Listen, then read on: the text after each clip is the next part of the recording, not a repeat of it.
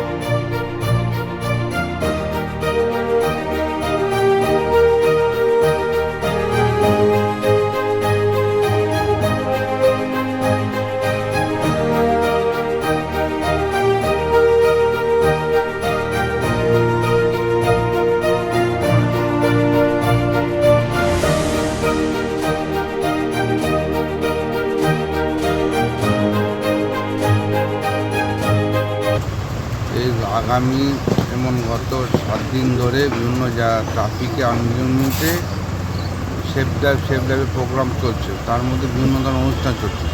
কোনো জায়গায় special camp, কোনো জায়গায় মেডিকেল চেক আপ ক্যাম্প, কোনো জায়গায় র্যালি, কোনো জায়গায় স্কুল কলেজের ছাত্রদের বোঝানো, ট্রাফিকদের করছি যাতে আগামী দিন এদের সময় সচেতন হয়, যাতে আমরা সবাই সতর্ক হই। এবং ড্রাইভার সাহেবদের আমরা করছি মেডিকেল চেক আপ, যারা যেন ভালোভাবে কোনো অসুবিধা না হয় গাড়ি চালাতে এবং কোনো দুর্ঘটনা না হয়, এটা আমাদের উদ্দেশ্য। সাথে ডাক্তারবাবুদের সহযোগিতা এবং আমাদের নর্থ ট্রাফিক গার্ড এই উদ্যোগটা নিয়েছে আজকে এখানে। সকলকে ধন্যবাদ জানাচ্ছি এবং আপনাদের যারা উপর তাদের সাংবাদিকদের ধন্যবাদ জানাচ্ছি। এটাই বলতে চাইছি। কতজন আজকে মোটামুটি প্রায় 50-60 জন নামে। সারাদিনই প্রোগ্রাম হবে? সারাদিন প্রোগ্রাম হবে, যতক্ষণ মেডিকেল চেক আপ হবে। বিভিন্ন আমাদের অটো ড্রাইভার, বাস ড্রাইভার সবাই এসছে, তাদেরকেও ধন্যবাদ জানাচ্ছি আমাদের অনুষ্ঠানে সহযোগিতা করার জন্য। কতদিন ধরে চলবে? আমাদের আগামী 7 দিন ধরে চলবে।